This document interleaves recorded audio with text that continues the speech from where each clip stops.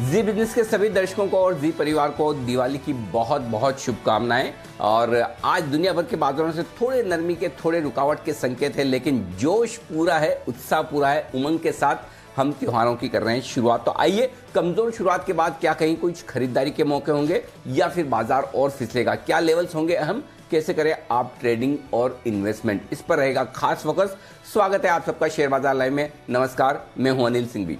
और नमस्कार, मैं हूं दीपांशु भंडारी। अनिल जी, आपको, हमारी टीम को और सारे दर्शकों को त्योहारी सीजन की बहुत बहुत बधाई सर। बताइए, इस स्पेशल फेस्टिव मौके पर बाजार के कहां पर नजर होनी चाहिए? बिल्कुल दीप, बाजार थोड़ा सा अमेरिका में हल्का सा सुस्त होता हुआ नजर आया है, थोड़ा सा रुकता हुआ नजर आया है। हालांकि कोई खास चिंता वाली बात नहीं है, लेकिन थोड़ी प्रॉफिट बुकिंग वहां पर आती हुई दिखी कोरोना के बढ़ते हुए मामलों के चलते। और आइशर मोटर्स, एमजीएल जैसी कंपनियों ने कल बाजार बंद होने के बाद दमदार नतीजे पेश किए। नतीजों का सीजन अब खत्म होने की तैयारी में है। आज टाटा स्टील और ओएनजीसी जैसे दो दिग्गज कंपनियों के नतीजे आएंगे, लेकिन आईआईपी के आंकड़े लंबे समय बाद पॉजिटिव होते हुए दिखे हैं। वहीं महंगाई दर काफी तेजी से बढ़ती हुई दिख रही है, 9 महीनों की ऊंचाइयों पर पहुंचती हुई दिख रही है। तो मिले जुले संकेत है हर एक तरफ, आप चाहे ग्लोबल मार्केट से देखें चाहे हमारे अपने लोकल संकेत देखें। जी दीप। अनिल जी, और इसी के बारे में थोड़ी चर्चा करना चाहूंगा। वैसे तो हम देख रहे हैं सर, दिन बर दिन यूएस में रिकॉर्ड कोरोना के मामले बढ़ रहे हैं। अभी तक बाजार ने रिएक्ट नहीं करा और कल भी ऐसी कोई बड़ी गिरावट नहीं आई है। तो इसको किस तरह से देखें सर? ये थोड़ी माइनर प्रॉफिट टेकिंग इतनी जबरदस्त रैली के बाद आती हुई दिख रही है, ग्लोबल बाजार में थोड़ा थम रहे हैं, या फिर सच में कुछ चिंताएं हैं जो बाजार पर आने वाले समय में हावी हो सकती हैं? किस तरह से देखना चाहिए इस एक्शन को सर? दीप, ये बाजार के टेक्निकल्स हैं जो किसी न किसी रीजन से आपको तेजी करवाएंगे और प्रॉफिट बुकिंग का मौका देंगे। और अगर कोरोना के मामलों की वजह से कल अमेरिका में हल्की गिरावट आई, तो ऐसा नहीं कि कोरोना के मामले अचानक से आ गए एकदम आपके सामने कि 1 लाख से ज्यादा के आंकड़े रोज आते हुए दिख रहे हैं। पिछले कुछ दिनों से लगातार आते हुए दिख रहे हैं। लेकिन होता यह कि एक अच्छी तेज दौड़ लगाने के बाद जब बाजार थोड़ा सा समय बिताने की कोशिश करते हैं, करेक्शन और कंसोलिडेशन की कोशिश करते हैं, और फिर जब आप पीछे जाकर कारण ढूंढते हैं, तो कोई न कोई कारण तो आपको बढ़ने या गिरने का मिल ही जाएगा। तो कल की गिरावट के पीछे कारण यह मिला कि चलिए कोरोना के मामले फिर से बढ़ते हुए दिख रहे हैं। अनडाउटेडली, निश्चित रूप से ये थोड़ी चिंता की बात है। जिस तरह से कोरोना के मामले बढ़ रहे हैं और जिस तरह से दिक्कतें हो रही है, फिर से कई जगह पर लॉकडाउन के खतरे, कई देशों में लॉकडाउन के और प्रतिबंध लगने के खतरे दिख रहे हैं, और अब उस पर एक्शन भी होता हुआ दिख रहा है। लेकिन इस पूरे कोरोना के बढ़ते हुए मामलों में एक बात बेहद साफ है, और वो ये कि जो होने जा रहा है और जो हो रहा है वो ऑलमोस्ट बाजार को सब पता है। बाजार अपने लेवल से कभी करेक्शन देंगे तो हमें लगेगा कि ये कोरोना की वजह से दिया, और अचानक से बढ़ेगा तो हमें लगेगा कि चलिए स्टिमुलस पैकेज की उम्मीद है या फिर ब्याज दरें नीचे है। तो ये सब चीजें चलेगी। लेकिन एक चीज साफ है, आज का छोड़ दें, अगर आप थोड़ा सा पोजिशनल व्यू लेना चाहते हैं अगले 2 हफ्ते भर का, तो एक चीज साफ है, हफ्ते 2 हफ्ते में अब आगे चलते हुए सबसे बड़ा ट्रिगर ग्लोबल मार्केट्स के लिए कोरोना का ही रहने वाला है। कि कोरोना की जो ये लहर फिर से आती हुई दिख रही है, इसे दुनिया भर में किस तरह से हैंडल किया जाता है। यूरोप और अमेरिका, ये दोनों ही जगह किस तरह से इस वेव को हैंडल करते हैं, ये बाजारों की दशा तय करेगी। देखिए, बाजार लाइफ टाइम हाई पर है, इसमें कोई डाउट नहीं है, और लाइफ टाइम हाई के आसपास ट्रेडर्स ही नहीं, इन्वेस्टर्स भी मुनाफा वसूली करते हैं। और उस मुनाफा वसूली के बाद अगर बाजार कमजोर होते हैं, तो कमजोर होने के पीछे सबसे बड़ा कारण यही होगा कि कोरोना की चिंताओं की वजह से बाजार में बिकवाली आती हुई दिखी है। और नए प्रेसिडेंट जो अमेरिका में आ रहे हैं, उनके सामने सबसे बड़ी चुनौती यही होगी कि वो कोरोना को फैलने न दें। नहीं तो फिर अमेरिका और अमेरिकन मार्केट्स और बाद में दुनिया भर के बाजार यही पता करने की कोशिश करेंगे कि फिर आप में और ट्रम्प साहब में फर्क क्या रहा। न वो कंट्रोल कर पाए, न आप कर पा रहे हैं, तो फिर क्या हो सकता है। नए प्रेसिडेंट हैं, जब तक वो गद्दी संभाले तब तक शायद ये मामले बढ़ जाए कर जाए, और ट्रम्प साहब का भी इंटरेस्ट रहेगा नहीं। तो मुझे लगता है कि इसलिए अगले हफ्ते 2 हफ्ते अमेरिकी बाजारों के लिए बड़े चुनौती भरे हैं। और अगर कोरोना के मामले में कंट्रोल में नहीं आते, तो अगले जो लाइफ टाइम हाई से पहले हमने एक करेक्शन देखा, कोरोना ने ट्रिगर किया, दूसरा करेक्शन लाइफ टाइम हाई से अगर हम देखेंगे, वो भी कोरोना ही ट्रिगर करेगा। फर्क सिर्फ इतना होगा पिछले और इस बार वाले करेक्शन में, वो ये होगा कि पिछली बार वाला जो करेक्शन था दीप, वो ऐसा था कि जिसकी आपको हमको उम्मीद नहीं थी, नई बात थी, अचानक से आने वाली चीज थी। इस बार हम कोरोना को देख चुके, जान चुके, पहचान चुके हैं, तो अब जो एक्शन होगा वो शायद लिमिटेड होगा, हल्के करेक्शन के तौर पर देखा जाएगा, न कि बड़ी गिरावट और मंदी के तौर पर। तो हल्की करेक्शन की तैयारी रखिए, बड़ी गिरावट, बड़ी मंदी कोरोना की वजह से आएगी, इसकी संभावना कम है। ओके, तो ये एक बड़ी बात है कि शायद करेक्शन आए, पर इतना बड़ा करेक्शन शायद नहीं आएगा। पर सर, जैसे आप बोल रहे हैं कि आने वाले 2-3 हफ्तों की चाल इंपॉर्टेंट रहेगी, तो हमें किस तरह से इसके लिए पोजीशन करना चाहिए? क्योंकि अभी तक तो सेंटिमेंट बाय ऑन डिप ही रहा है, तो क्या उसी सेंटिमेंट के साथ जाएं या फिर थोड़ी स्ट्रैटेजी बदलने का समय आ गया है? दीप, देखिए, सिंपल चीज है। देखिए, ट्रेंड 3 तरह से बनता है। सबसे बढ़िया ट्रेंड आप जो देखते हैं वो पॉजिटिव होता है। उसके बाद पॉजिटिव से बाजार कुछ पर्टिकुलर लेवल के नीचे ट्रेड करना शुरू करते हैं तो ट्रेंड आपका न्यूट्रल हो जाता है, और उससे भी ज्यादा और नीचे जाकर ट्रेड करना शुरू करते हैं तो ट्रेंड नेगेटिव होता है। आपने देखा लगातार ट्रेंड पॉजिटिव रहा है। कभी कभार 1 या 2 दिनों के लिए ट्रेंड न्यूट्रल रेंज में आया, लेकिन उसके बाद तुरंत से वापस बढ़ जाता है। तो अभी तक ये बात साफ है कि बाय ऑन डिप्स का मार्केट, और अभी तक किसी तरह से दूर दूर तक इस ट्रेंड में बदलाव होने के आसार या अभी तक संकेत है नहीं। तो इसलिए ट्रेंड बदले, और जब बदलेगा तब की तब देखी जाएगी। अभी कहीं कोई जल्दबाजी करके ये डिसीजन लेने की जरूरत नहीं है कि ट्रेंड बदल चुका है। तो मेरा ये मानना है कि जब तक 12,450 12,475 के नीचे निफ्टी बंद नहीं होता तब तक तो आपको चिंता करने की जरूरत नहीं। और अब लाइफ टाइम हाई पर आप हैं तो 200-300 पॉइंट की रिस्क तो आप हमेशा लेकर चलेंगे एज एन इन्वेस्टर। तो पहले तो उन लेवल के नीचे बाजार बंद हो, वो इंपॉर्टेंट होगा, और जब तक उनके नीचे बंद नहीं होता तब तक ट्रेंड मजबूत है। अब आपको जो पोजिशनिंग करनी है वो 2 तरीके से करनी है। ट्रेडर्स के लिए काम हर रोज का है, और ट्रेडर्स को ट्रेंड के साथ रहना ही चाहिए, इसमें कोई डाउट नहीं। और उनके लिए एकदम सिंपल ये है कि भाई आप बाय ऑन डिप्स भी करते रहें, अच्छे लेवल्स पे खरीदारी करें। ऊपर की तरफ सप्लाई आ रही है तो कॉन्ट्रा ट्रेड लेने की कोशिश आपको करनी चाहिए। दोनों तरफ का आपको मौका बन सकता है। लेकिन जहां तक इन्वेस्टर्स का सवाल है, इन्वेस्टर्स को अपने लॉन्ग टर्म पोर्टफोलियो में थोड़ी थोड़ी प्रॉफिट बुकिंग करनी चाहिए, जिसे हम सिस्टमेटिक विड्रॉल प्लान कहते हैं कि आप थोड़ा थोड़ा 12,800 13,000 ये रेंज हो सकती है, वहां हल्का मुनाफा। एकदम आप तो पकड़ नहीं पाएंगे बेचने के लिए, और अगर आप प्रॉफिट बुक करना चाहते हैं तो ये लेवल्स आपके लिए अच्छे हैं। लेकिन एक चीज ध्यान रखें, जो बहुत लॉन्ग टर्म इन्वेस्टर्स हैं उन्हें इनमें दिमाग लगाने की जरूरत नहीं, क्योंकि अगर मार्केट 8-10% करेक्ट होते हैं तो आप जब तक टॉप पर न बेचे और जब तक वापस बॉटम पर न ले, तो आप 8-10% की गिरावट का फायदा भी नहीं उठा सकते। अगर मुश्किल से 2 या 3% या 4% की गिरावट आपके हाथ में आए रिडम्पशन से लेकर वापस री एंट्री को लेकर, तो वो आपके लिए फायदे की बात नहीं है। तो मेरा ये समझना है कि आपको 2 चीजें डिसाइड करनी है। पहले तो ये कि आप ट्रेडर हैं या इन्वेस्टर। ट्रेडर के लिए अलग स्ट्रेटेजी रहेगी डे टू डे बेसिस पर, इन्वेस्टर्स के लिए अलग रहेगी। दूसरी बात, इन्वेस्टर आप किस तरह के हैं? क्या आप शॉर्ट टर्म इन्वेस्टर हैं, 4-6 महीने का व्यू लेकर चलते हैं और 10-15% के अप या डाउन मूव को आप पकड़ना चाहते हैं, तो आपके लिए स्ट्रेटेजी अलग होगी। और अगर आप 3-5 साल के लिए निवेश कर रहे हैं तो फिर आपको देखने, घबराने, चिंता करने की जरूरत नहीं, जैसा है वैसा चलने दीजिए। तो उस लिहाज से आप अपनी स्ट्रेटेजी रखेंगे तो इस मार्केट में सही रहेगा। जी बिल्कुल। तो मार्केट के ट्रेंड के हिसाब से चलें, बट ऑफ कोर्स काफ़ी सारे इंटरेस्टिंग डेवलपमेंट्स हो सकते हैं आने वाले 1-2 हफ्ते में, तो वहां पर नजर रखते हैं। सर, 1-2 हफ्ते की तो बात ठीक है, पर आज के एक्शन के बारे में फिर बताएं। कल हमने देखा 8 दिन की तेजी के बाद थोड़ा ब्रेक लगा है बाजार में, वीकली एक्सपायरी भी थी, पर आज का सेटअप फिर क्या बता रहा है? ग्लोबल सेटअप थोड़े से नेगेटिव साइड पर है, ज्यादा नहीं, नेगेटिव से न्यूट्रल। एफआईज के संकेत न्यूट्रल से पॉजिटिव साइड पर है। बड़े दिनों बाद मैंने एफआईज के संकेत पॉजिटिव से न्यूट्रल साइड पर रखे हैं। घरेलू फंड्स के संकेत डीप नेगेटिव साइड पर ही हैं। वायदा कारोबार के संकेत न्यूट्रल हैं, और आपके लिए सेंटिमेंट आज पॉजिटिव है और ट्रेंड भी पॉजिटिव। सेंटिमेंट में अभी तक बदलाव नहीं है, 1-8 दिन की कमजोरी से बदलाव होता भी नहीं है, ये चीज ध्यान में रखिएगा। निफ्टी 12,575 12,625 आज के लिए दिन के लिए सपोर्ट जोन है, और इस रेंज के आसपास बाजार सपोर्ट लेने की कोशिश करेंगे। अगर ग्लोबल मार्केट्स में कमजोरी बढ़ती है और किसी वजह से बाजारों में यहां पर और दबाव बनता है तो 12,450 12,500 मजबूत बाय जोन है। जिस लेवल के आसपास आए तो डेफिनेटली खरीदारी करनी चाहिए। तब आप लगभग 12,770 से 12,500 तक का 250 पॉइंट का करेक्शन देख लेंगे, 350 पॉइंट का करेक्शन निफ्टी पर देख लेंगे, तो वो एंट्री लेवल आपके लिए परफेक्ट बन जाएगा।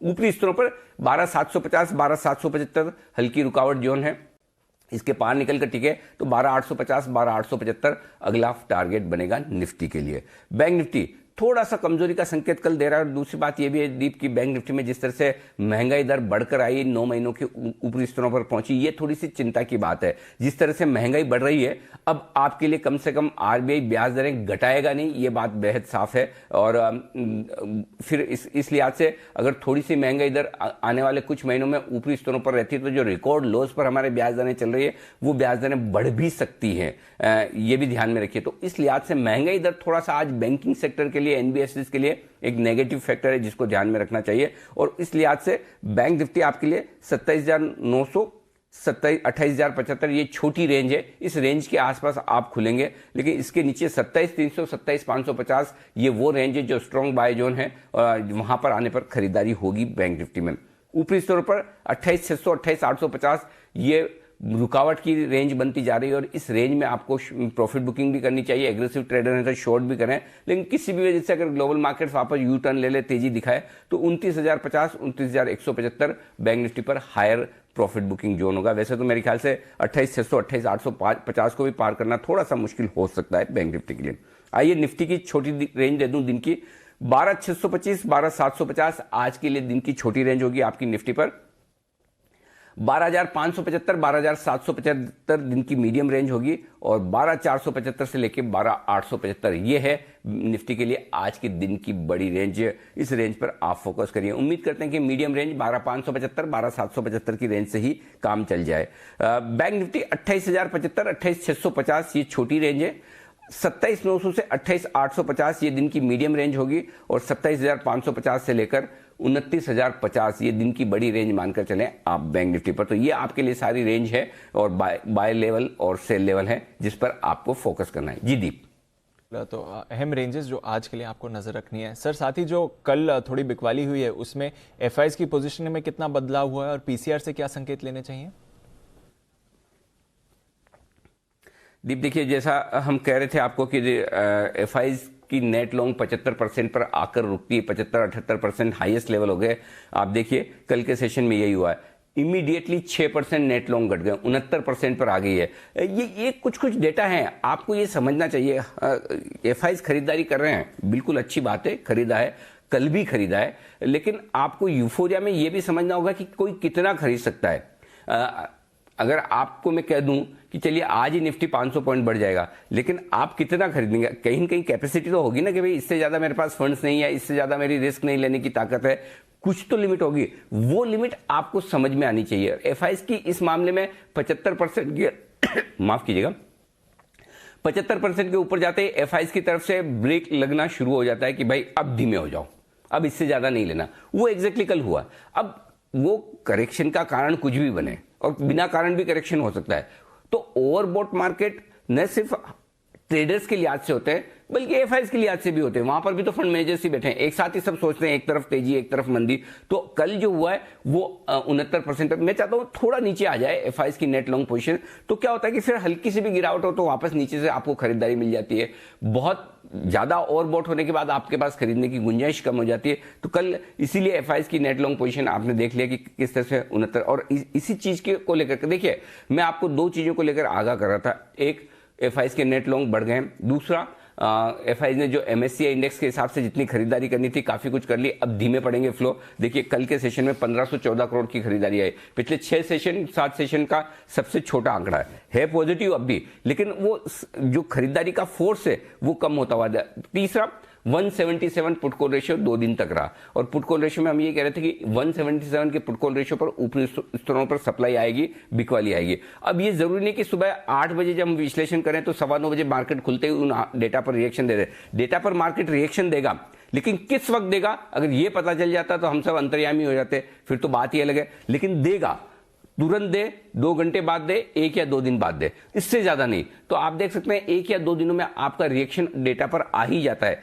कभी कभी होता है लिक्विडिटी का फ्लो इतना स्ट्रांग है कि आपके चार्ट्स ओवरबॉट दिखा रहे हो, बाकी डेटा आपको दिखा रहे हो कि थोड़ा नीचे आ सकता है, फिर भी 1 आध 2 दिन, आधा दिन रह सकता है बाजार उस तरह से। लेकिन फिर डेटा में जब कंफर्ट आ जाए वापस बाजार हल्का होकर दौड़ेगा। इसका मतलब ये नहीं है कि ये शॉर्ट करने का या सब कुछ बेच देने का वक्त है। इसका मतलब ये है जब हम डेटा को एनालिसिस करते हैं कि 75% की एफआईज की लिमिट है, 177 का पुट कॉल रेशियो है, तो आपको ऊपर के लेवल पर नहीं खरीदना। पिछले 2 दिन से हम लगातार यही बात करें कि अपने लेवल पर बाजार को आने दीजिए, वहां खरीदिए ताकि आपके लिए पैसे बन पाए। अगर आप कभी कभी मार्केट ऐसा होता है कि किसी भी लेवल पर एंट्री करें पैसा बनेगा, कभी कभी मार्केट ऐसा होता है आप परफेक्ट लेवल पर एंट्री एग्जिट करेंगे तो ही पैसा बनेगा। तो ये किसी भी लेवल पर एंट्री करके पैसा बनाने से मार्केट अब पर्टिकुलर लेवल पर एंट्री एग्जिट करने के लिहाज से अब होता दिख रहा है। पिछले 2 दिनों से ये समझ में आ रहा है। तो तो एफआई नेट लॉन्ग 69%, थोड़ा पुट कॉल रेशियो देखिए 2 दिनों में 21 बेसिस पॉइंट घट गया, 1.56 पर आए। अब मैं कंफर्टेबल हूं,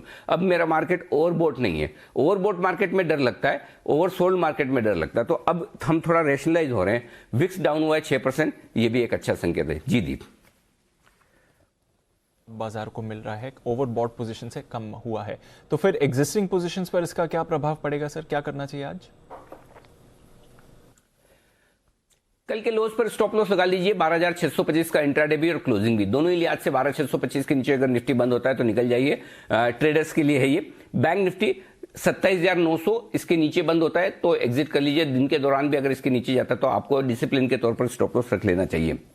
शॉर्ट पोजीशन 12,800 ये आपका clear cut well defined stop loss है शॉर्ट पोजीशन पर, बैंक निफ्टी पर, इंट्राडे भी और क्लोजिंग भी। और बैंक निफ्टी पर 28,600 का, ये जिनको बहुत ज्यादा डीप सेफ लगाना हो 28,850 का लगा सकता है, लेकिन इतनी रिस्क लेनी क्यों, तो 28,600 आपके लिए बैंक निफ्टी पर इंट्राडे और क्लोजिंग बेसिस पर ये होगा आपका स्टॉप लॉस। अब आइए दीप मैं आपको बता दूं नई पोजीशन कैसे बनानी है, निफ्टी की नई पोजीशन बता दूं। निफ्टी आपको खरीदना है 12,575 12,625 की रेंज में। इस रेंज में एक बार ट्राई कर सकते हैं अगर आप एग्रेसिव ट्रेडर हैं तो। 12,500 स्टॉप लॉस में थोड़ा सा दूर ले रहा हूं 12,500 का, और ऊपर का टारगेट जो बनेगा 12,675 12,750 12,775 के लिए। और दूसरा बैंक निफ्टी जो बेचना चाहते हैं वो 12,750 12,800 की रेंज में बेच सकते हैं, और वहां पर स्टॉप लॉस आपको 12,825 का छोटा लगाना है 25 पॉइंट का। नीचे की तरफ 12,700 12,675 12,625 और 12,525 575 ये होंगे टारगेट जहां पर आपको बिकवाली करनी चाहिए। लेकिन एग्रेसिव ट्रेडर कोई हैं और वो ऐसे ही बेचना चाहते हैं, ऊपर की रेंज का इंतजार किए, तो आपका स्टॉप लॉस सिर्फ 12,775 होना चाहिए, इसके ऊपर नहीं। और तब आपका टारगेट 12,625 575 525 तक के टारगेट के लिए आपको बिकवाली करनी चाहिए निफ्टी में। नई पोजीशन जो बैंक निफ्टी में बनाना चाहते हैं, बैंक निफ्टी खरीदिए आप 27,550 27,600 की रेंज में। ये लेवल रेंज ज्यादा सेफ है। 27,450 आपका स्टॉप लॉस होगा। 27,800 27,900 28,050 और 28,200 ये 4 लेवल होंगे। दीप अगर आज 27,900 के नीचे ट्रेड करना शुरू करते हैं तो फिर मेरा ये मानना है कि बैंक निफ्टी में 27,300 से 27,550 इस 250 पॉइंट की रेंज में कहीं न कहीं जाकर बैंक निफ्टी अपना बॉटम बनाएगा, करेक्शन पूरा करेगा और वहां से बाउंस होगा। तो 27,900 क्रूशियल है आज इंट्राडे ट्रेड के लिहाज से, और उसके नीचे 27,550 और फिर 27,300 ये लेवल है। क्योंकि देखिए बैंक निफ्टी में दोनों तरफ के ट्रेड बड़े बनते हैं, तेजी की तरफ भी और मंदी की तरफ भी। और पिछले 2 दिनों में आपने देखा इंट्राडे में किस तरह से 600-800 पॉइंट की स्विंग बैंक निफ्टी में मिल रही है। तो उस लिहाज से आप एक बार खरीदने का मौका देखना चाहते हैं तो 27,550 27,600 की रेंज में खरीदने का देख सकते हैं। जो लोग बैंक निफ्टी शॉर्ट करना चाहते हैं, अगर उछाल मिले तो 28,600 28,800 की रेंज में आपको बैंक निफ्टी को शॉर्ट करना चाहिए। और ऊपर की तरफ 29,050 का स्टॉप लॉस रख लें। 29,030 का हाई मिला है अब तक हमें, उसके ऊपर का स्टॉप लॉस रखिए। 28,300 28,200 28,075 और 27,925 ये टारगेट आप रख सकते हैं अगर बैंक निफ्टी शॉर्ट करते हैं तो। और जो एग्रेसिव ट्रेडर है वो बैंक निफ्टी वैसे ही शॉर्ट कर दे और कल की क्लोजिंग के आसपास का स्टॉप लॉस लगाए 28,300 का। नीचे की तरफ 28,075 27,925 27,600 और 27,325 ये सारे टारगेट होंगे जिनके लिए बैंक निफ्टी में आपको करनी है बिकवाली। जी दीप, बिल्कुल, तो इंटरेस्टिंग डे होगा, दोनों तरफ के मौके मिलेंगे, इस हिसाब से आप अपनी पोजीशंस भी बनाकर चलें। 8 स्टॉक्स अब वायदा कारोबार के बैन में हैं। फाइनली हम देख रहे हैं कि मिडवे थ्रू द सीरीज कुछ नई एंट्री हुई है। Canara bank, Indiabulls housing, LIC housing finance, SAIL, Sun TV, Tata Motors, ये फ्रेश एंट्री हुई है। JSPL, BHEL बैन में बने रहेंगे। तो अब 8 स्टॉक्स बैन में हैं। सर थोड़ा डेटा विस्तार में समझाइए कि देख रहे हैं कि हालांकि कल गिरावट हुई है बट फिर भी FIs ने थोड़ी बल्कि ठीक ठाक ही फिगर कैश में खरीदारी का करा है। क्या समझना चाहिए फंड एक्शन से सर? 1,500 करोड़ की कैश में खरीदारी है तो आंकड़ा अच्छा है, इसमें कोई डाउट नहीं है, लेकिन पिछले 5 दिनों के मुकाबले में थोड़ा छोटा है। तो जो हम बात कर रहे थे पिछले 2 दिनों से कि एक आध दिन की और MSCI इंडेक्स की बाइंग है वो हो चुकी है, और जो इंडेक्स में बास्केट बाइंग हो रही थी वो भी खत्म हो चुकी है। वो मैं क्यों कह रहा हूं, क्योंकि पिछले 2 दिनों के विपरीत कल FIs की तरफ से इंडेक्स में 1,654 करोड़ की बिकवाली हुई है। इसमें से 2 काम हुए हैं दीप। ज्यादा तो तेजी की पोजीशन कम की, लॉन्ग अनवाइंडिंग। जो आप इंडेक्स में देख रहे हैं ना कि नेट इंडेक्स जो लॉन्ग है FIs का वो 75% से घटकर 69% आ गया। उसके पीछे 2 कारण है। एक, तेजी से तेजी की पोजीशन एफआईज ने कम की है और दूसरा इंडेक्स फ्यूचर्स में थोड़े शॉर्ट भी किए हैं, तो इंडेक्स में हाथ खींचा है। इसका मतलब ये कि कल के सेशन में एफआईज को ये लगा कि मार्केट थोड़ा ओवरबॉट हो रहा है, जरूरत से ज्यादा बढ़ा है, थोड़ी प्रॉफिट बुकिंग करनी चाहिए, थोड़ी तेजी की पोजीशन कम करनी चाहिए। अब ये एक ही दिन की अगर आप ट्रेंड देखेंगे तो ट्रेंड अभी भी पॉजिटिव साइड पर है, बरकरार है, एफआईज लगातार खरीदारी कर रहे हैं कैश मार्केट में। लेकिन हमेशा ये होता है कि वायदा कारोबार से एफआईज का एक्शन शुरू होता है। अगर उन्हें खरीदारी करनी है तो पहले शुरुआत वायदा कारोबार से करते हैं, फिर कैश में आते हैं। बिकवाली करनी है तो भी वायदा कारोबार से। तो कल पहला छोटा संकेत दिया है। मैं अभी ये नहीं कह रहा कि एफआईज ने जितना लेना था ले लिया और अब ब्रेक लग गया। एक आध दिन के डेटा से कुछ नहीं होता, 2-3 दिन डेटा देखने चाहिए। लेकिन हाँ, कल पहला संकेत बड़े दिनों बाद यह है कि एफआईज थोड़ा सा अपना हाथ रोक रहे हैं तेजी करने के लिहाज से, ये ध्यान रखिएगा। घरेलू फंड 2239 करोड़ की बड़ी बिकवाली करके बैठे हैं। हमेशा की तरह उनका बेचने का इरादा जो रहता है वो है ही, इसमें कोई डाउट नहीं है।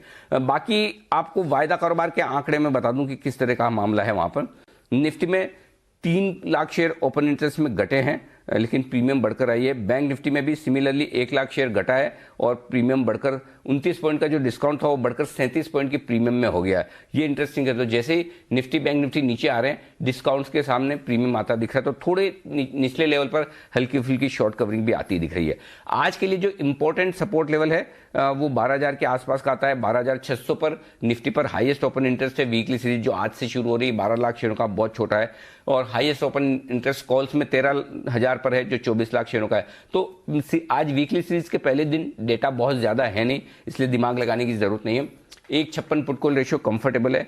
बैंक निफ्टी का जहां तक सवाल है, यहां पर भी डेटा बहुत कम है, मुश्किल से 3-3, 4-4 लाख शेयरों का डेटा है, तो उससे कोई खास फर्क पड़ने वाला नहीं है। तो आपको 2-3 चीजें ध्यान रखनी है वायदा कारोबार में। पहला तो put call ratio comfortable size पर है। दूसरा, एफआईज की नेट लॉन्ग इंडेक्स में घटकर 69% हुई, ये भी कंफर्टेबल है। जितनी जगह रहेगी उतना नीचे में खरीदेंगे। और तीसरी बात जो सबसे इंपॉर्टेंट है वो नतीजों के लिहाज से, आज नतीजों का सीजन लगभग खत्म हो जाएगा। कल गिनती के कल कोई नतीजे हैं नहीं और 15 तारीख के बाद नतीजे हैं नहीं, तो नतीजों का सीजन खत्म हो जाएगा। तो आपके लिए एक ट्रिगर और निकल जाएगा। अब आपको उसके बाद दुनिया भर के बाजारों पर नजर रखनी होगी। कोरोना उसमें सबसे बड़ा फैक्टर होगा। अगर कोरोना को सारे यूरोप और अमेरिका संभाल लेता है तब तो ठीक, और अगर वहां सिचुएशन बिगड़ती है तो फिर उसका असर आपको ग्लोबल मार्केट्स और हमारे मार्केट पर देखने को मिलेगा। ये आपके लिए पूरा डेटा एनालिसिस है। दीप बिल्कुल अनिल जी, तो चलिए देखते हैं आज का वीकेंड सेशन कैसा रहेगा। इंटरेस्टिंग एक्शन देखना चाहिए। आइए आपको बता दें कौन से स्टॉक्स पर भी आपको नजर रखनी है। थोड़ी देर में वरिंदर बंसल के साथ रिजल्ट्स पर भी चर्चा होगी, रिजल्ट एक्सरे में। हमारी रिसर्च टीम भी हमारे साथ तैयार है। स्टूडियो में मेरे साथ कुशल और आशीष हैं, और साथ ही वरुण और मानसी भी हमारे साथ जुड़ रहे हैं। कुशल, आपसे शुरुआत करते हैं। बताइए आज के अहम ट्रिगर्स और खबरों वाले स्टॉक्स कौन से हैं? बिल्कुल दीपांशु, आप देखिए नतीजे जो हैं उसमें टाटा स्टील और ओएनजीसी, इस पर आपको ध्यान रखना होगा। निफ्टी से ये 2 कंपनी अपने नतीजे डिक्लेयर करेगी। एफ&ओ स्पेस से सरप्राइजिंगली आज कोई नंबर्स नहीं है। इनफैक्ट रिजल्ट सीजन ऑलमोस्ट खत्म होने को आया है। साथ ही पोस्ट मार्केट जो नंबर्स आए थे उस पर आपको फोकस रखना है, जिसमें आइशर मोटर्स अनुमान से बेहतर नंबर्स हर एक फ्रंट पर आते हुए दिखे हैं। 310 करोड़ का मुनाफे का अनुमान था हमारा, कंपनी ने 343 करोड़ का मुनाफा पोस्ट किया है। साथ ही मार्जिन आप देखिए 22.1% पर आते हुए नजर आए हैं। हमारा एस्टिमेट्स 20% का था, तो यहां पर बेहतरीन नंबर। साथ ही ग्रासिम, यहां पर नंबर्स जो हैं ओवरऑल कमजोर दिख रहे हैं, पर कहीं ना कहीं जो अनुमान लगाया रहा था स्ट्रेट, उससे बेहतर साइड पर नंबर्स यहां पर भी ये पोस्ट करते हुए दिखे हैं। 11.5% की मार्जिन आई है, हमारा अनुमान 9% का था। साथ ही कंपनी का मुनाफा 526 करोड़ से घटकर भले ही 360 करोड़ का हुआ है, पर हमारा जो अनुमान था वो 265 करोड़ का ही था केवल। तो यहां पर काफी बेहतरीन नंबर्स रहे। इनफैक्ट इन्होंने जो अपना फर्टिलाइजर कारोबार है वो भी इंडोरमा इंडिया को बेचा है 2650 करोड़ रुपए में, तो इस पर भी फोकस रखिए, ये भी इनको इन्फ्लो आता हुआ नजर आएगा। एफ&ओ स्पेस से सन टीवी के नंबर्स मिले जुले कहेंगे, क्योंकि मुनाफा जो है उसमें 9% की गिरावट दिखी है 335 करोड़ पर। साथ ही कंपनी की जो मार्जिन है वहां पर 60% से बढ़कर 65% की मार्जिन आई है। तो आप मिक्स सेट ऑफ रिजल्ट्स इसको कह सकते हैं। एमजीएल नंबर्स हर पैमाने पर बहुत ही शानदार आए हैं। इनफैक्ट अगर आप कुल वॉल्यूम देखेंगे तो वहां पर 88% की बढ़त आई है। साथ ही कंपनी के मुनाफे में 219% बढ़कर 45 करोड़ से 144 करोड़ हुआ है, और कंपनी की मार्जिन्स 30.5% से बढ़कर 43.6% है। तो हर एक फ्रंट पे आउटस्टैंडिंग रिजल्ट्स एमजीएल के आते हुए दिखे हैं। कोहिनूर फूड्स नंबर्स बेहतरीन है यहाँ पर भी। इनफैक्ट यहाँ पर कंपनी जो है करीब 2.5 करोड़ का घाटा था पिछले साल, इस बारी 9.5 करोड़ रुपए का मुनाफा कंपनी ने पोस्ट किया और कंपनी की आय में भी 18% की बढ़त रही है। जी मीडिया कॉर्पोरेशन नंबर्स वाई आधार पर बेहतर रहे हैं। स्टैंडर्ड डिस्क्लेमर, जो चैनल आप देख रहे हैं जी मीडिया कॉर्पोरेशन का ही है। और यहाँ पर अगर आप जो घाटा देखें पिछले साल का 127 करोड़ का, वो अब मुनाफे में तब्दील होता हुआ दिखा है 18.5 करोड़ के, और साथ ही कंपनी की आय में भी 9.5% की बढ़त देखने को मिली है। मर्क इलेक्ट्रॉनिक्स कंज्यूमर गुड स्पेस से यहाँ पर नंबर्स बेहतरीन दिखे हैं। इनफैक्ट 7.5 करोड़ का घाटा था पिछले साल, इस बार 10 लाख का प्रॉफिट कंपनी ने घोषित किया है, तो घाटे से मुनाफे में आती हुई दिखी है। आय में भी 24% का उछाल है। हिंदुस्तान कंस्ट्रक्शंस नंबर्स कमजोर हैं, घाटा जो है बढ़ता हुआ नजर आया है। 4 करोड़ का घाटा था, अब 5 करोड़ का हो गया है, और कंपनी की आय में भी 7% की गिरावट है। टिमकन इंडिया नंबर्स यहां पर भी कमजोर हैं, मार्जिन करीब 1% 1.25% गिरते हुए दिखे हैं, पर मुनाफा बिना बदलाव के 50 करोड़ पर स्थिर है। पीटीसी इंडिया फाइनेंशियल अंत में नंबर्स यहां पे कमजोर दिख रहे हैं। आय और मुनाफे में 15% और 27% की गिरावट देखने को मिली है। ओके, तो ढेर सारे नतीजे हैं जहां पर रिएक्शन रहेगा। आइए कुछ और स्टॉक्स के बारे में जानते हैं वरुण के साथ। गुड मॉर्निंग वरुण, बताएं। गुड मॉर्निंग दीप। देखिए मेरे पास भी काफ़ी सारे नतीजे ही है। सबसे पहले वाइसर होटल्स, यहाँ पे नतीजे काफ़ी कमज़ोर है क्योंकि कंपनी ने 6 करोड़ का नुकसान किया है। कंपनी की रेवेन्यूज भी 84% गिरी है। बीबीटीसी यहाँ नतीजे मिले जुले हैं क्योंकि मार्जिन बढ़े हैं 14.5% से बढ़ के 18.6, लेकिन मुनाफा जो है 75% के आसपास गिरा है। दरअसल यहाँ टैक्स के एक्सपेंस जो है वो बढ़ गए हैं, जिसकी वजह से मुनाफे में गिरावट आई है। IRB इंफ्रा, यहाँ पे कंपनी के मार्जिन तो बढ़े हैं, लेकिन कंपनी ने लॉस किया है 20 करोड़ का, जबकि पिछले साल इसी क्वार्टर में करीब 200 करोड़ का कंपनी ने मुनाफा किया था। हुडको, यहाँ पे कंपनी की जो रेवेन्यूज है उसमें करीब 9% की गिरावट हुई है, और मुनाफा जो है 37% गिरा है। 726 करोड़ से घट के ये 457 करोड़ पे आया है, तो यहाँ पे थोड़ी कमजोरी है। आलोक इंडस्ट्रीज, यहाँ पे मिले जुले नतीजे हैं। कंपनी ने एबिटा फ्रंट पे नुकसान किया है 21 करोड़ का, पिछले साल 12 करोड़ का नुकसान किया था। हालांकि कंपनी का मुनाफा काफी बड़ा है, 4,800 करोड़ के आसपास है। ये दरअसल कंपनी को 5,000 करोड़ का एक्सेप्शनल गेन हुआ है, जिसके कारण ये मुनाफा बढ़ा है, नहीं तो कोई बड़ी बात नहीं है। जैकॉब, यहाँ पे कंपनी की जो मार्जिन है उसमें बढ़ोतरी हुई है 11.5% से बढ़ के 13%, लेकिन मुनाफा जो है 62% गिरा है। तिरुमलाई केमिकल, यहाँ नतीजे अच्छे हैं, कंपनी का मार्जिन में अच्छा खासा इजाफा हुआ है, 8.6% से बढ़ के ये 16% पे आए हैं। मुनाफा देखिए 10 करोड़ से बढ़ के 16.5 करोड़ पे आया है। हैरिसन मलयालम, यहाँ पे भी नंबर्स ठीक ठाक दिख रहे हैं क्योंकि मार्जिन में बढ़ोतरी हुई है। मुनाफा 20 लाख से बढ़ के 8.3 करोड़ पे आया है। और आखिरी में स्पेशलिटी रेस्टोरेंट्स, नतीजे कमजोर है, लॉकडाउन का इम्पैक्ट, लॉस किया है कंपनी ने 14.5 करोड़ का। ओके, तो ये हैं कुछ और नतीजों वाले स्टॉक्स जहां पर आपको नजर रखनी है। आइए मानसी से भी जानते हैं कुछ और स्टॉक्स जहां पर हमारा फोकस रहेगा। गुड मॉर्निंग मानसी, बताएं। Good morning Deepanshu. नतीजे और खबरें हैं मेरे पास। स्टर्लिंग एंड विल्सन से शुरुआत करेंगे। कल बाजार बंद होने के बाद कंपनी के नतीजे आए, मिले जुले नंबर्स हैं। कंपनी की आय में करीब 12% की बढ़त देखने को मिली है, लेकिन मुनाफा 70% गिरता हुआ देखने को मिल रहा है। ग्यूफिक बायोसाइंसेज, अच्छे नंबर्स है। कंपनी का मुनाफा 4 करोड़ से 16 करोड़ तक जाता दिखा है। आय में करीब 40% की बढ़त देखने को मिली और मार्जिन 11.6% से 13.3% पर जाते दिखे हैं। इंडिया निप्पॉन इलेक्ट्रिकल्स, अच्छे नंबर्स अगेन। यहां पर कंपनी की आय में 20% की बढ़त देखने को मिली है। मार्जिन 13.7% से 14.3% पर जाते दिखे हैं। कामकाजी मुनाफा 26% बढ़ता दिखा है। वहीं मुनाफे के फ्रंट पर 13 करोड़ से 13 करोड़ 9 लाख तक का आंकड़ा यहां पर कंपनी को मिलता हुआ दिखा है। गुजरात पीपावाव, कमजोर नतीजे हैं। कंपनी की आय में 8% की गिरावट देखेंगे आप। कंपनी के मुनाफे में आप देखिए करीब 50 करोड़ का मुनाफा कंपनी देख रही है। 76 करोड़ से 50 करोड़, करीब 34% की गिरावट यहां पर आती हुई दिखी है। और मार्जिन के फ्रंट पर भी गिरावट ही हाथ लगी है। 63% से 56% कंपनी के मार्जिन आते हुए दिखे हैं। कुछ खबरें हैं पीएनसी इंफ्रा पर फोकस कीजिएगा। केयर ने 1700 करोड़ की long term rating AA negative से बढ़ाकर AA कर दी है। इसके अलावा पेंट कंपनियां आज फोकस में रहेंगी। इंडिगो पेंट्स ने 1000 करोड़ का IPO फाइल किया है। कंपनी ने draft red herring prospectus SEBI को अब सौंप दिया है। आरबीएल बैंक पर फोकस कीजिएगा। बोर्ड ने प्रेफरेंशियल बेसिस पर 8 करोड़ 85 लाख शेयर्स के अलॉटमेंट को अप्रूव कर दिया 177 रुपए प्रति शेयर के दाम पर। Gaja group, ICICI Prudential, CDC group और मेपल ग्रुप को ये अलॉटमेंट किया गया है। इसके अलावा NBCC कंपनी को भारत वंदना पार्क और IIM विशाखापट्टनम से 905 करोड़ का ऑर्डर मिला है, जिसके चलते फोकस में रहेगा। CG consumer electricals, Aditya Birla Sun Life mutual fund ने कंपनी में अपना हिस्सा करीब 4.63% से बढ़ाकर 5.23% कर दिया है। 2 ब्लॉक डील्स है हमारे पास। इंडिया बुल्स रियल एस्टेट पर रेयर एंटरप्राइजेज ने 50 लाख शेयर ₹57.73 के दाम पर खरीदे हैं। वहीं मॉर्गन स्टैनली ने 75 लाख शेयर्स ₹57.16 प्रति शेयर के दाम पर बेचे हैं। और जस्ट डायल में प्रमोटर ने करीब 3,13,000 शेयर्स ₹608.87 प्रति शेयर के दाम पर खरीदे हैं। ढेर सारे स्टॉक्स हैं और कुछ फंड एक्शन भी है जहां पर आपको रखनी है नजर। आइए आपको बता देते हैं आज ब्रोकरेजेस का क्या कहना है एफआईआर में।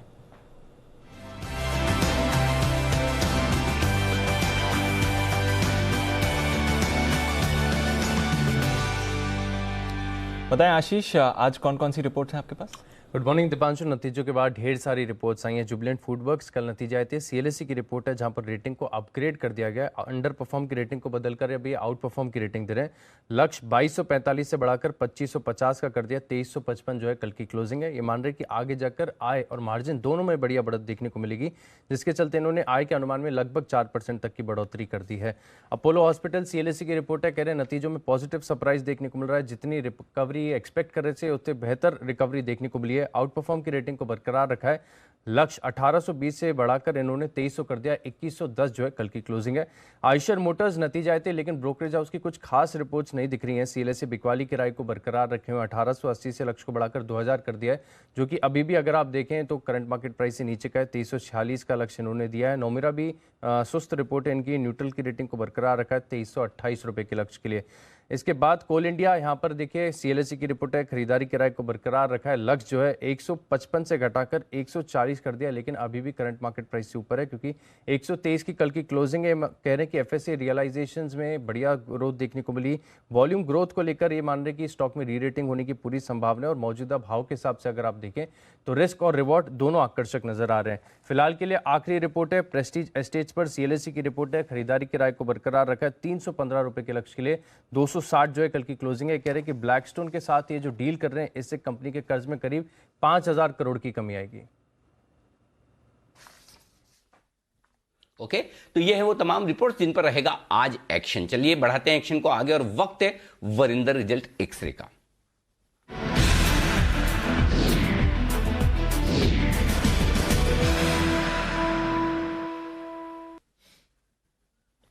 नतीजे अच्छे और वैल्यूएशंस भी अच्छे, यानी कि सस्ते, बहुत महंगे नहीं।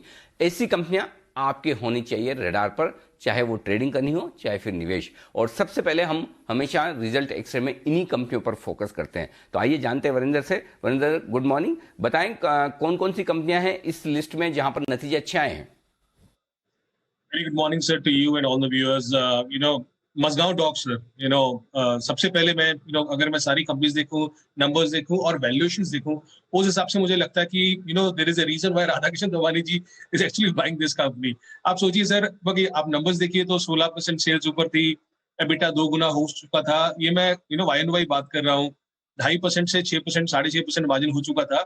उसके विपरीत अगर आप कोचिन शिपयार्ड देखिए सर, जो ऑलमोस्ट सेम धंधे में है, उनका सेल्स 32% डाउन था, एबिटा प्रॉफिट 40% डाउन था। तो मज़गांव ने सिर्फ अपने लिए अच्छा नहीं किया, वर्सेस कॉम्पिटिटर्स भी अच्छा किया। 100 करोड़ का ऑलमोस्ट 90 करोड़ का प्रॉफिट किया था सर। तो वैल्यूएशन पे सर 3,500 करोड़ की कंपनी है। इसके पास ऑलरेडी कैश जो पड़ा है 7,200 करोड़ का पड़ा है। ऑफकोर्स ये कैश इसका नहीं है, एडवांसेस भी आए हैं कस्टमर्स में, but such is the strong balance sheet what the company has. Debt free company है। ऑलमोस्ट सर ये प्राइस टू बुक पे कंपनी मिलती है। 55,000 करोड़ का ऑर्डर बुक है। There is a reason why smart investors are buying this company. और sir 7 times पे trade कर रही है ये, on a price earning multiple basis. So this is one company I think which one should look for a good investment, for a long term. Camlin Fine के number sir अच्छे आए थे, considering कि अभी केमिकल कंपनीज के number उतने अच्छे नहीं आ रहे हैं। और इसमें तो अभी एक्चुअली ट्रिगर शुरू नहीं हुआ कि दहेज का जो प्लांट चालू होना था, जिसमें वो डाइफिनॉल मैन्युफैक्चरिंग चालू कर रहे हैं, वो अभी तक चालू नहीं हुआ। सो अभी तो मेरे हिसाब से तगड़े नंबर आने चालू होने हैं। तो सेल्स 15% ऊपर, मार्जिन 10%, एबिटा 10% ऊपर, प्रॉफिट 30% ऊपर था सर। और इस बार एक्चुअली अगर आप टैक्स एक्सपेंसेस देखें तो 1 करोड़ के सामने 7 करोड़ था। तो अगर वो एडजस्टमेंट नहीं होता तो आपको नंबर्स और बहुत अच्छे दिखते इस कंपनी के। 122 करोड़ कैश हो गया कंपेयर टू 52 करोड़ सर। तो I think they have done well in this earning season. Stock सस्ता है, दहेज का ट्रिगर है। रेडिंगटन इंडिया के नंबर सर बहुत टाइम के बाद अच्छे देखे थे, 10 टाइम पे ट्रेड करता है, 1 टाइम बुक वैल्यू पे ट्रेड करता है, एबिटा 20%, प्रॉफिट 35% ऊपर था। ये सुस्त स्टॉक है सर, कभी कभी चलता है कभी नहीं चलता, बट अदरवाइज अपन नंबर देखें तो अच्छे आए थे सर इसके रेडिंगटन इंडिया के। Jindal Polyfilm sir after a long time में कि मैं आई वाज सरप्राइज कि यार ये स्टॉक 3-4 टाइम पे ही मिलता है, 16% आरओसी है, और अगर आप नंबर देखें तो बार बार जाके मैं देखता था कि ये नंबर सही है कि गलत है। लाइक 30% मार्जिन कमाने लगा है सर ये, 30% margin compare to 15% margin. Last quarter 28% margin थे। सो जो कंसिस्टेंसी ऑफ दैट प्रॉफिट जो स्प्रेड्स है are really helping some of these companies. तो नंबर्स बहुत अच्छे आए थे सर, एंड स्टॉक 4 टाइम पे ट्रेड कर रहा है, बहुत सस्ता स्टॉक है। So let's see what happens today. Hospital में सर कोवाई मेडिकल, उन लोगों ने एक्सपेंशन कर ली है, नया प्लांट और नया हॉस्पिटल चालू कर दिया है, बेड्स इंक्रीज कर दिए हैं। इस बार सर 33% मार्जिन दिया, 33% margin compare to 23% margin Y N Y, और 17% मार्जिन क्वार्टर ऑन क्वार्टर। अभी भी ये सर स्टॉक 10 टाइम पे ट्रेड करता है, 15% आरओसी है। So I think smart numbers, strong numbers from Kovai medical. If I have to pick one company sir जो मुझे बहुत अच्छी लगी और वैल्यूएशंस बहुत अट्रैक्टिव है, it has to be Mazagon. नतीजे सबसे बेहतर है और वैल्यूएशंस भी काफ़ी अट्रैक्टिव हैं। अच्छा वरिंदर, अब उन कंपनीज के बारे में बताइए जिनके नतीजे भी कमज़ोर रहे और वैल्यूएशंस के लिहाज से भी थोड़ी एक्सपेंसिव हैं। इसमें डिशमैन के numbers, honestly people were expecting good set of numbers from Dishman. आपको मालूम हुआ कि कुछ बड़े इन्वेस्टर्स ने इसमें स्टेक भी लिया है। सो नंबर्स वाइज प्रॉफिट 80% इस बार गिरा था, एबिटा 45% गिरा था। हालांकि स्टॉक आपको प्राइस अर्निंग में इतना महंगा नहीं दिखेगा, but considering the way what is going into APS and chemicals, people expected strong numbers coming from Dishman carbogen, जो नहीं हुआ। और दूसरा जिसका नतीजे खराब आए और वैल्यूएशंस रिच है, वो अभी भी मैं आईआरसीटीसी रखूंगा। आई नो स्टॉक ऑलरेडी 30% नीचे है 52 वीक हाई से, बट इसमें जो केटरिंग का बिजनेस है, केटरिंग सेगमेंट है ना, that is getting impacted day by day. I can understand that Y on Y तो प्रॉब्लम हो गई होगा, वाई ऑन वाई नंबर्स खराब होंगे, बट क्वार्टर ऑन क्वार्टर में जो इंपैक्ट आ रहा है ना केटरिंग सेगमेंट में specially, I think that is थोड़ा सा वरीसम। 90 करोड़ का सेल्स होता था केटरिंग का क्वार्टर ऑन क्वार्टर, वो अभी 20 करोड़ हो गया है। वाई ऑन वाई तो बात ही मत कीजिए, बिकॉज वाई ऑन वाई तो 270 करोड़ था, 270 से 20 करोड़ हो गया है। अबिटा लॉस किया कंपनी ने इस बार, लास्ट क्वार्टर भी अबिटा लॉस किया था। प्राइस अर्निंग मत देखो, प्राइस टू बुक पे भी अगर देखोगे तो 16 टाइम पे ट्रेड करता है, तो सस्ता स्टॉक नहीं है। अभी पीएसयूज में जैसे आपको मैंने बोला कि मज़गांव आपको 7-8 टाइम पे मिलता है, ग्रो हो रहा है, debt free, all those things which are there. So 16 time is very very expensive for me, price to book. Okay, वो नतीजे जो कमजोर हैं लेकिन अनुमान था कमजोर नतीजों का, उनके बारे में बताएं। सर इसमें वही कंपनीज आ रही हैं जो कोविड से इंपैक्टेड हुई थी, बार बार आपको याद होगा, वीआईपी, यूएसएल, यूबी, हमने बात की थी। तो फिनिक्स मिल सर, फिनिक्स मिल 10,000 करोड़ का मार्केट कैप है, 100% quarter 2 was a watershed because of Covid, but इसने पैसा भी रेज कर लिया है, बैलेंस शीट स्ट्रॉन्ग कर ली है। नंबर्स आप देखेंगे तो sales, profit, EBITDA 50% almost down है, बट सर ये 2 टाइम प्राइस टू बुक पे ट्रेड करता है, प्राइस टू बुक पे की बात कर रहा हूं मैं। So it's not that expensive because recently उन्होंने प्रमोटर्स ने पैसा डाला, फंड भी इन्फ्यूजन हुआ है, तो let's see how it happens. Fortis के नंबर सर ऑनेस्टली आपको फेस ऑफ इट देखेंगे तो खराब दिखेंगे, एबिटा 35% नीचे था, बट जो एनालिस्ट का एस्टीमेट था उससे भी अच्छे आए थे। People on the street were expecting 100 crore का एबिटा करेगा, 100 करोड़ के एबिटा के अगेंस्ट इसने 120 करोड़ का एबिटा किया। और सर आप बाउंस देखिए, लास्ट क्वार्टर सीक्वेंशियली 100 करोड़ का लॉस किया था, इस बार इसने 120 करोड़ का प्रॉफिट किया। So I think slowly Fortis is coming back, और 1.5 टाइम प्राइस टू बुक पे ट्रेड करता है sir. So in that segment, hospital segment, diagnostic is doing very very very well for Fortis। I think that is one stock to watch out for. और Nesco sir, जो आपके घर के जब आप जाते हैं आपको दिखता रहता है कंपनी, वो अगेन सेल्स एबिटा खराब था, 50% नीचे था, स्टॉक अभी भी 40% नीचे 52 वीक हाई से। Sir 2.5 times price to book पे ट्रेड करता है, 22% आरओसी है। So let's see how it happens, but I think कि अगर ये कोविड का इशू प्रॉब्लम जा रहा है, so some of these companies will come back, Nesco, Phoenix,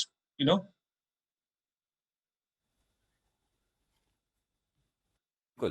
तो ये कुछ और इंटरेस्टिंग रिजल्ट्स हैं जहां पर कोविड की वजह से इंपैक्ट आया, लेकिन mid cap, micro cap, mid cap तो हो गया, माइक्रो कैप एकदम छोटी कंपनियां लेकिन नतीजे आए हैं दमदार, वो बताइए। सर तो एक इंटरेस्टिंग कंपनी मुझे कल दिखी, DCM Shriram industries. I know उसके रिजल्ट्स मार्केटर्स में आगे थे। I just want two point out कि वो केमिकल, शुगर, फाइबर तीनों चीजों में करता है, इन्वॉल्व है। केमिकल और फाइबर के नंबर्स बहुत स्ट्रॉन्ग आए थे, शुगर अभी भी हल्का है, पर सर 300 करोड़ का मार्केट कैप पे उसने 150 करोड़ का कैश फ्लो फ्रॉम ऑपरेशन किया फर्स्ट हाफ में। 300 करोड़ पे 150 करोड़ का, इस इट्स जस्ट अनबिलीवेबल। 5 करोड़ के सामने 25 करोड़ का क्वार्टर जंप आया, वो अच्छी बात है सर। ये 3-4 टाइम पे ट्रेड करता है, बहुत पुराना कंपनी है। आई थिंक कैश फ्लो कहाँ से इतने स्ट्रॉन्ग आ रहे हैं, तो वो एक चीज है जो if people are interested, they may understand further about this company, but I think results are very good for this company, very very cheap. Pix Transmission sir बहुत छोटा कंपनी है, 222 करोड़ का मार्केट कैप है, सेल्स 35% ऊपर, EBITDA 150% ऊपर, profit 143% ऊपर, 7 time पे trade करता है। So I have no, honestly मुझे ज्यादा नहीं पता इस कंपनी के बारे में, but looking at the numbers at least it looks very interesting.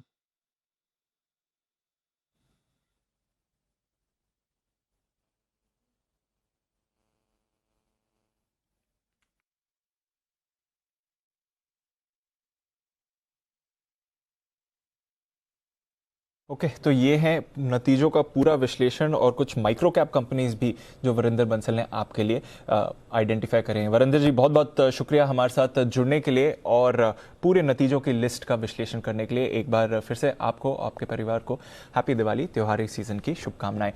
चलिए आगे बढ़ते हैं, हमारे सारे एक्सपर्ट्स का स्वागत करते हैं और बिगुल बजाते हैं पिक ऑफ द डे का।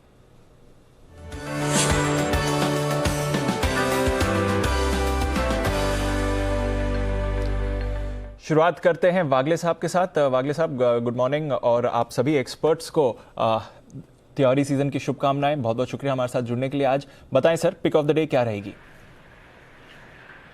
दीपांशु गुड मॉर्निंग, आपको, आपकी फैमिली को, आपकी सारी टीम को, अनिल जी आपको और सारे दर्शकों को हैप्पी दिवाली मेरी तरफ से। ये साल एक्सट्रीमली सक्सेसफुल हो फॉर इन्वेस्टर्स एंड ट्रेडर्स जो हमको फॉलो करते हैं। मेरा पिक होगा क्यूमेंस इंडिया, जो कल एक ब्रेकआउट, जिसने कल एक क्लियर कट ब्रेकआउट दिया है, 479 का क्लोज है। ये फॉलिंग एसजीएक्स नेगेटिव दिखा रहा है, मैं ये मार्केट में भी इसको बाय करूंगा। 474 का मेरा स्टॉप लॉस होगा और 495 का टारगेट मुझे लगता है आज और मंडे को आना चाहिए। ओके तो 495 के टारगेट के लिए क्यूमेंस इंडिया यहाँ पर आपको करनी है खरीदारी। और हम देख ही रहे हैं कि इस पूरे स्पेस में एक शानदार एक्शन बनते हुए दिख रहा है। क्यूमेंस हो, सीमेंस हो, एल&टी ऑफ कोर्स लीड कर रहा है, तो नजर रखिए इस स्पेस पर। सचिन जी गुड मॉर्निंग, बताएं आपकी पिक ऑफ द डे क्या रहेगी sir? Good morning Deepanshu, good morning Anil ji. आपको और जी के समस्त परिवार को ट्रेड बुल्स की ओर से और मेरी ओर से शुभ धनतेरस और दीपावली की हार्दिक शुभकामनाएं। देखिए जिस तरीके से रोटेशन हो रहा है, मुझे लग रहा है फार्मा ये पर्टिकुलर सेक्टर वापस लाइमलाइट में आना चाहिए। एक काफी अच्छे करेक्टिव्स के बाद फार्मा इंडेक्स पे एक इनसाइड बार फॉर्मेशन हुआ है ऑन द वीकली स्केल। तो मुझे लग रहा है डॉक्टर रेड्डी पे ध्यान रखना है। जिस तरीके से 8 हफ्तों के करेक्शन के बाद एक अपमूव इनिशिएट हुई है, कल के सत्र में अगर इंट्राडे का चार्ट देखें तो वहां पर 30 मिनट्स पे एक एंगल्फिंग बुलिश फॉर्मेशन है, जो रीआइटरेट कर रहा है कि यहाँ से जो अपमूव है वो मुझे लग रहा है एक्सटेंड होनी चाहिए। जिस तरीके से 5000 के कॉल राइटर्स थोड़े से कॉन्फिडेंट है, बट जिस तरीके से थोड़ी सी अनवाइंडिंग कल के सत्र में हुई थी, तो मुझे लग रहा है कि 5000 ब्रेक होने के बाद काफी बड़ा मोमेंटम आ सकता है काउंटर में। तो यहाँ पे खरीदारी करनी है डॉक्टर रेड्डीज इस पर्टिकुलर काउंटर में। थोड़ा सा डिक्लाइंस पे लेना है अराउंड 4840 से लेके 4825 इस पर्टिकुलर रेंज में। 4785 का लगाना चाहिए आपको स्टॉप लॉस। एंड इंट्राडे के लिहाज से 4980 का टारगेट होगा, बट पोजिशनली मुझे लग रहा है कि 5000 के बाद बहुत बड़ी अपमूव यहाँ पर अनलॉक होनी चाहिए। सो 5050 का एक पोजिशनल टारगेट भी मैं यहाँ पर मेंशन कर रहा हूँ। डॉक्टर रेड्डीज यहाँ पर रखे नजर। दो दिनों से हम देख रहे हैं फार्मा में इंटरेस्ट वापस बनते हुए दिख रहा है। Bansal ji good morning sir, बताइए आपकी पिक ऑफ द डे क्या रहेगी? Good morning Deepanshu, good morning Anil ji. Deepanshu मेरा पिक है गुफिक बायोसाइंसेज। इसको एक बार हमने, मैंने और कुणाल जी ने 90 रुपीज के अराउंड रिकमेंड किया था। कल इसके नतीजे काफी अच्छे आए हैं और साथ में नतीजों के साथ टेक्निकली एक ब्रेकआउट देखने को मिला है। तो गुफिक बायोसाइंसेज में खरीदारी की राय है। 119 का स्टॉप लॉस, 140 का टारगेट और इसको खरीदना है। ओके तो गुफिक बायो ये है बंसल जी की पसंद। कुणाल जी गुड मॉर्निंग, बताएं आपकी पिक ऑफ द डे क्या है?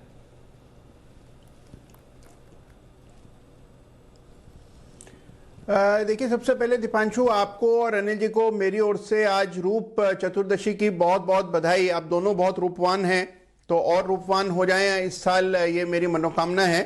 और उसके अलावा खरीदारी की राय है एस्ट्रल पॉली में, जो कि मेरे अपने पोर्टफोलियो का शेयर है। ब्रेकआउट आता हुआ कल के ट्रेड में देखा गया, 1260 के ऊपर बंदी आई, 1260 के नीचे एक स्टॉप लॉस रख करके बाय करने की राय है। एस्ट्रल पॉली में मुझे लगता है कि 1350 1370 के लेवल्स आएंगे, तो बहुत ही दमदार चार्ट है, बाय करने की राय एस्ट्रल पॉली में।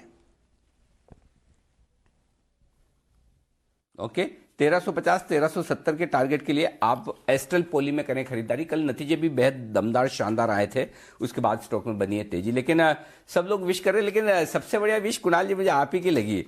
देखो, जिसको जिस चीज की सबसे ज्यादा जरूरत हो उसकी विश करना ठीक रहता है, तो ऐसा आपको क्यों लगा? मेरा तो ठीक है, आप मुझे रूप चौदस की शुभकामनाएं दें, समझ में आता है कि मुझे और ज्यादा यंग दिखना चाहिए, अच्छा दिखना चाहिए, लेकिन दीप को क्यों? हम सब में से तो सबसे स्मार्ट दीप ही है।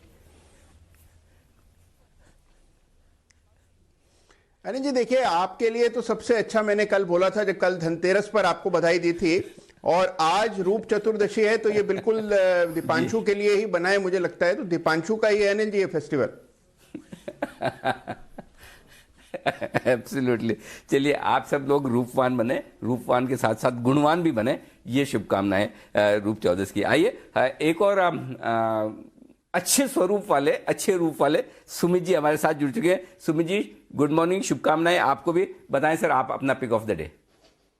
बहुत बहुत शुक्रिया, बहुत बहुत धन्यवाद अनिल जी, आपको, दीपांशु को, पूरे पैनल को और जी बिजनेस की पूरी बैकएंड टीम को और सभी दर्शकों को दिवाली की बहुत बहुत शुभकामनाएं। और इस दिवाली से एक अच्छा माहौल बने, अच्छा सेहत सबको मिले और अच्छा पैसा सबको बने, यही उम्मीद है, यही कामना है। तो अनिल जी, आज का पिक ऑफ डे के तौर पे आईटीसी शेयर है जो चला नहीं है, लेकिन लास्ट 2 हफ्तों से स्टॉक के अंदर मोमेंटम बढ़ना स्टार्ट हुआ है। 160 के लेवल से भी हमने स्टॉक के अंदर बाइंग सजेस्ट किया था, और अभी भी हमें लगता है कि आईटीसी यहां से ऊपर का मूव दिखाना चाहिए। तो आज के लिए और आने वाले दिनों के लिए आईटीसी में खरीदारी करें। 195 200 इसके इमीडिएट टारगेट होंगे, और 200 का लेवल टूटने के बाद 210 रुपए तक के लेवल आईटीसी में देखने को मिल सकते हैं। नीचे में 178 177 के आसपास का सपोर्ट है। कोई भी डिप आता है आईटीसी में खरीदारी करें 200 से 210 के टारगेट्स के लिए। ओके, आईटीसी में करें खरीदारी, ये है राय आपके लिए इस वक्त सुमित जी की तरफ से। आइए सिद्धार्थ जी भी हमारे साथ जुड़ चुके हैं। सिद्धार्थ जी स्वागत है आपका भी, सुप्रभात। बताएं सर अपना पिक ऑफ द डे। सुप्रभात अनिल जी, गुड मॉर्निंग दीपांशु, और बहुत ज्यादा धन वाली धनतेरस, साथ ही साथ शुभ दीपावली सभी दर्शकों को, आपकी पूरी टीम को अनिल जी, और हमारे सारे ही पैनलिस्ट को। आज जो पिक ऑफ द डे रहेगा वो बहुत ही जोरदार स्टॉक है, मतलब वो जो चिपकता है तो वो हिलता नहीं है, और उसका जो प्रोडक्ट है वो है सीमेंट। आज जो कंपनी लेके आए हैं वो है बिरला कॉर्प। बिरला कॉर्प पे खरीदारी करनी चाहिए। निवेश की राय है 900 रुपए के टारगेट के लिए। ऑपरेटिंग परफॉर्मेंस जोरदार आया है। साथ ही साथ अगर देखा जाए अबिट्टा पर टन, एक फाइनेंशियल पैरामीटर है सीमेंट कंपनियों का, 10 साल के हाईएस्ट लेवल पे आया है, और मुझे लगता है कि 25 मिलियन टन की कैपेसिटी हो जाएगी FY22 और आने वाले 3-4 सालों में। बिरला कॉर्प को जरूर खरीदना चाहिए 900 रुपए के टारगेट से, और मैंने पहले भी 650 में रेकमेंड किया, आज फिर से करता हूं। ओके, तो बिरला कॉर्प खरीदें यहां पर 900 रुपए के टारगेट के लिए, ये है राय सिद्धार्थ जी की तरफ से। आइए कुछ और स्टॉक्स जो एक्शन में रहेंगे अब उन पर करते हैं फोकस। नतीजा आए कल बाजार बंद होने के बाद कुछ कंपनियों के, उन्हीं पर बात कर ली जाए। सबसे पहले आयशर मोटर्स, नतीजे अच्छे दिख रहे हैं। आय भले 2% घटी हो और कामकाजी मुनाफा भी 12% घटा, लेकिन उम्मीद से काफी बेहतर आए। 2067 करोड़ का आय का आंकड़ा था अनुमान, 2134 करोड़, थोड़ा बेहतर। 415 करोड़ का कामकाजी मुनाफे का अनुमान था, 472 करोड़, बेहतर है। मुनाफा 310 करोड़ का अनुमान था, 343 करोड़ आया, और मार्जिन भी 20% के मुकाबले में 22%। तो हर एक पैरामीटर पर माफ कीजिएगा, नंबर अच्छे हैं, कहीं कोई दिक्कत वाली बात है नहीं। तो वागले साहब जरा बताइए, आयशर मोटर्स रिजल्ट्स के बाद क्या कुछ और तेज दौड़ लगा सकता है? अनिल जी, पिछले 7 से 8 सेशंस में ये लगभग 2000 के नीचे से 2350 के आसपास आया है, लेकिन अभी भी मुझे लगता है थोड़ी अपसाइड बाकी है। मेरा पोजिशनल टारगेट 2550-2570 तक का है। हाँ, आपको एक आध दिन करेक्टिव मूव मिलती है तो बाय करना चाहिए। ऑन द डाउन साइड 2250 का स्टॉप लॉस होना चाहिए, उसके नीचे जाएगा तो ये ट्रेडर्स के लिहाज से ये स्टॉक वीक होगा। 2250, 2450, 2500 ये मेरी स्टॉक के लिए रेंज है। ओके, ये आपके लिए रेंज है। एक और स्टॉक है जिसके नंबर्स अच्छे आए, वो है ग्रासिम। उम्मीद से थोड़े से बेहतर नंबर्स नजर आ रहे हैं, और साथ ही ग्रासिम ने एक अपना फर्टिलाइजर बिजनेस भी बेचा है, 2650 करोड़ का ये निर्णय लिया है। सचिन जी जरा इसके चार्ट देखिए, बताइए क्या ग्रासिम में तेजी करनी चाहिए? अनिल जी, ऑलरेडी यहाँ पर एक अच्छे सेक्युलर अपमूव में रहा है काउंटर, एंड जिस तरीके से पिछले 4 दिनों के कंसोलिडेशन का ब्रेकआउट आया है कल के सत्र में, तो मुझे लग रहा है यहाँ पर लॉन्ग मेंटेन करने में कोई हर्ज नहीं है। 814 एक इंपॉर्टेंट लेवल होगा आज के सत्र के लिए। जब तक ये लेवल मेंटेन है, मुझे लग रहा है एक बुलिश अपमूव यहाँ पर कंटिन्यूड होनी चाहिए। एंड रेजिस्टेंस के लिहाज से मुझे लग रहा है जो मेजर रेजिस्टेंस या मेजर हर्डल्स है वो लगभग अराउंड 865 से लेके 880 इस पर्टिकुलर क्लस्टर में ही है। सो डेफिनेटली अगर किसी की लॉन्ग पोजीशन है तो उनको होल्ड करनी चाहिए एक ट्रेलिंग स्टॉप लॉस मैकेनिज्म से, एंड रिव्यू करनी चाहिए पोजीशन जैसे ही 865 ये जोन आ जाता है। ओके, तो ये है आपके लिए राय इस वक्त। एमजीएल एक और स्टॉक है जहां पर नंबर्स बहुत ही दमदार तगड़े हैं, शानदार नंबर्स हैं जिसे कहना चाहिए। सुमित जी जरा एमजीएल के चार्ट देखिए, आय 93% बढ़ी है, मुनाफा 176% बढ़ा है, प्रॉफिट 200% से ज्यादा बढ़ा है, और मार्जिन 35% की उम्मीद थी, आए 43.5%। मतलब आज का स्टार परफॉर्मर हो सकता है एमजीएल इन दमदार नतीजों के बाद। बताइए चार्ट पर कितनी मजबूती के संकेत है? अनिल जी, पिछले 3 से 4 दिनों में एमजीएल लोअर लेवल से बाउंस बैक भी दिखा रहा है और तेजी का मूव भी दिखा रहा है। स्टॉक का जो नीचे में सपोर्ट है 870 865 के आसपास है, एंड ऊपर में जो हर्डल है 890 का है। तो 890 का लेवल टूटते स्टॉक के अंदर मोमेंटम और भी बढ़ेगा, और फिर ऊपर में 920 925 रुपए तक के लेवल एमजीएल में देखने को मिल सकते हैं। तो कोई भी डिप अगर आती है तो इसके अंदर खरीदारी करे और एग्जिस्टिंग लॉन्ग पोजीशंस होल्ड करके चले, और 890 के बाद 910 925 तक के लेवल जल्दी ही एमजीएल में देखने को मिल सकता है।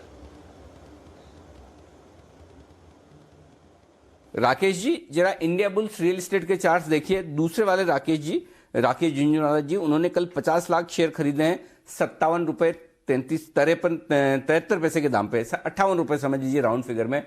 क्या आप भी खरीदेंगे? चार्ट्स पर क्या है सीन?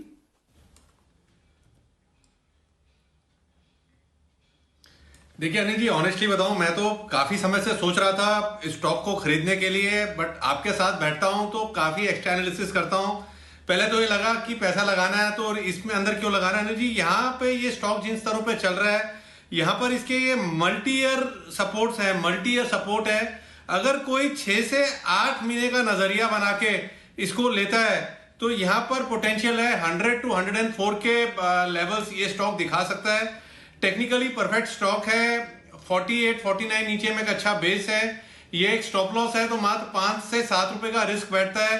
स्टॉक डबल होने का पोटेंशियल रखता है। और दूसरा अनिल जी जो सवाल पूछा, अनिल जी मैं नहीं खरीद सकता अब इसको, क्योंकि मैं अनिल जी ओवर इन्वेस्टेड हूं, मेरे पास अब कैश नहीं है। अगर कुणाल जी कुछ बोरो देंगे, पैसा देंगे विदाउट इंटरेस्ट पे, तो शायद ले लूं।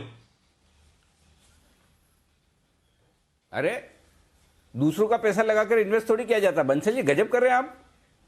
इन्वेस्टमेंट मतलब ब्याज नहीं लेंगे तो इसका मतलब क्या? प्रॉफिट लॉस की रिस्क तो आपकी है ना, कि प्रॉफिट हुआ तो आपका, लॉस हुआ तो कुणाल जी का। ऐसा डील तो नहीं है ना आपका? नहीं देखिए अनिल जी, मेरा तो बड़ा क्लियर डील होता है। लॉस हुआ तो अनिल जी कुणाल जी का है, प्रॉफिट हुआ तो थोड़ा सा शेयर ले लूंगा अनिल जी। कुणाल जी वक्त आ गया है, आप अपनी पार्टनरशिप के बारे में बड़े गौर से सोचे। दिवाली का सही समय है। जिस तरह से बंसल जी जा रहे हैं मुझे इरादे ठीक नहीं लग रहे, लेकिन आइए इसी तरह का आप दोनों का प्यार बना रहे। बिल्कुल, देखिए जिससे आप मांग सकते हैं उसी से तो मांगते हैं, हर किसी से हर कोई थोड़ी मांगता है। तो बंसल जी आप दिल खोल के मांगिए, कुणाल जी दे ना दे वो उनकी मर्जी है।